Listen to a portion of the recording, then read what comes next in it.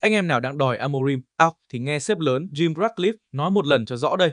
Sẽ không có chuyện sa thải nào hết, Ruben Amorim sẽ ở lại đủ 3 năm hợp đồng. Đúng vậy, anh em không nghe nhầm đâu. Bất chấp MU đang đứng thứ 10, bất chấp áp lực từ truyền thông, thì tỷ phú người Anh tuyên bố thẳng thừng luôn.